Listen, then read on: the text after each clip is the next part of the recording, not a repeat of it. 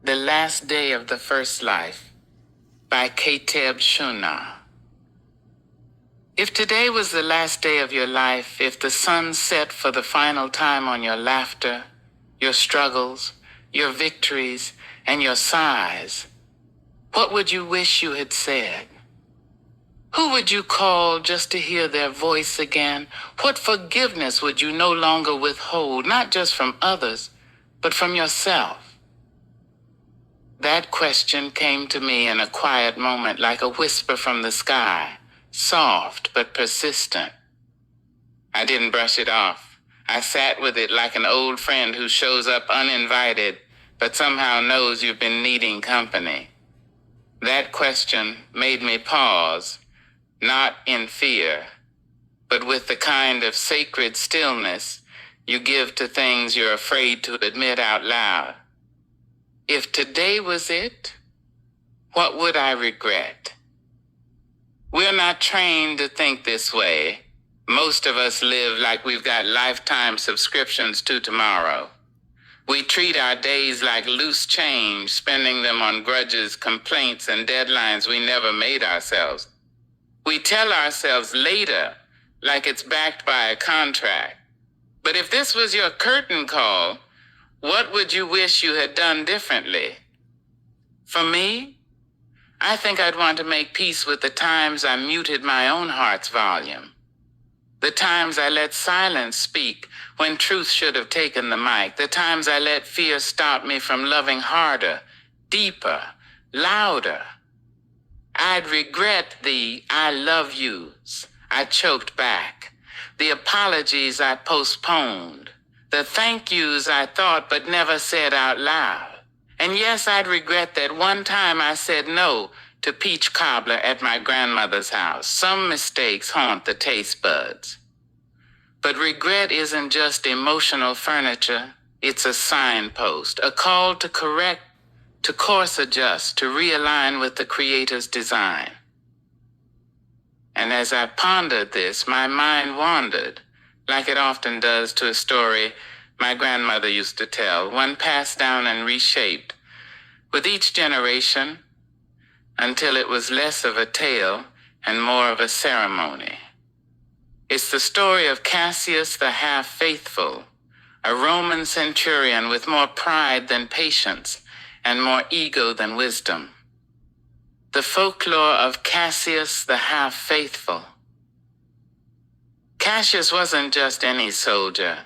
He was Rome's best, a living legend, the kind of man who could break a sword in half just by glaring at it. He strutted through the streets of Rome with the arrogance of 10 emperors and the humility of a thunderstorm. They said he once stared down a lion and the lion apologized. But Cassius had one problem. He didn't believe in anything he couldn't conquer. The Creator? A myth to him. Purpose? A bedtime story for the weak. He worshipped only his own reflection. One day Rome fell under a shadow. A sickness, some said divine punishment, swept the city. Fires raged. Crops withered. Children cried out in dreams that didn't belong to them. Even the fountains ran dry. The priests cried for mercy. The philosophers spoke in riddles. The emperor locked himself in his marble chamber and wept into a goblet of expensive wine like it was therapy. Cassius, ever the skeptic, decided he would march to the sacred temple of the breathless flame, a place whispered to hold the voice of the Creator. People begged him not to go. The last warrior who entered came out blind and singing, one shouted. Cassius laughed. At least he came out, he said, sharpening his blade. He marched through Rome, his footsteps shaking cobblestones. Birds flew away, clouds parted nervously. As he approached the temple, thunder cracked, but Cassius just winked at the sky like, nice try. Inside, the temple was silent, too silent. Even his echoes seemed hesitant. In the center was the flame, hovering, pulsing like a heartbeat. He raised his sword and shouted, "If you are real, Creator, speak." And the flame answered, but not with thunder, not with lightning or wrath, no. The flame whispered, Cassius's own name, soft, gentle, loving. It said, "I know your soul better than you do. Lay down your sword. Your strength has built empires, but it has cost you your peace." Cassius laughed, but not for long. The flame showed him his life in flashes, the friend he betrayed, the child he abandoned, the woman he loved but never trusted enough to stay. Each image cut deeper than any blade. His smirk cracked. His knees gave out. For the first time he wept. Sarcastically, of course. "Really dramatic, Creator," he muttered. "You couldn't just write me a letter?" But the flame responded, "Your pride built walls even I would not climb. You had to burn to feel the breath of mercy." Cassius left that temple barefoot, swordless, and changed. He didn't return to war. Instead, he became a healer, walking from town to town, apologizing to strangers for the things he never said. They say he died in the arms of a man he once wounded, who had long since forgiven him. And as the final breath left his body, Cassius whispered, "Thank you for not letting me win."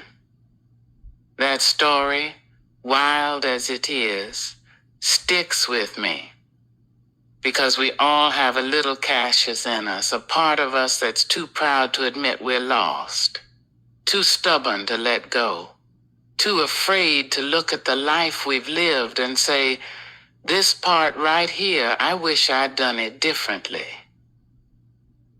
But the beautiful truth is that the Creator isn't a force looking to condemn us.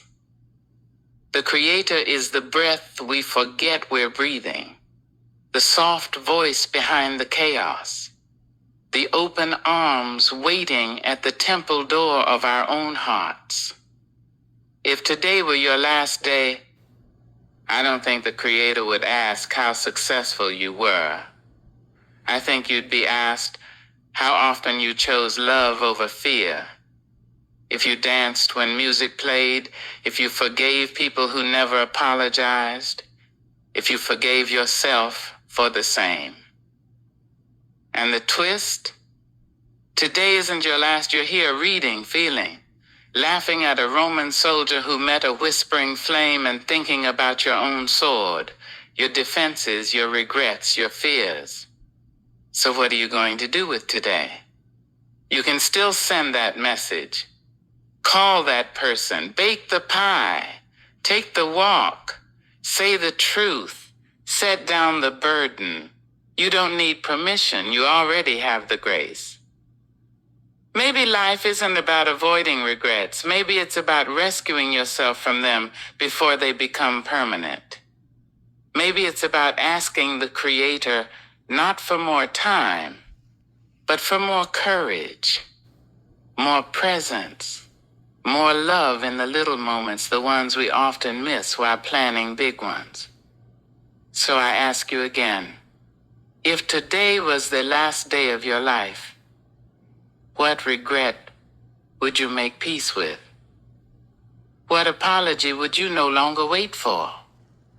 What love would you finally give freely with no script or safety net? And now that you've thought about it, what's stopping you?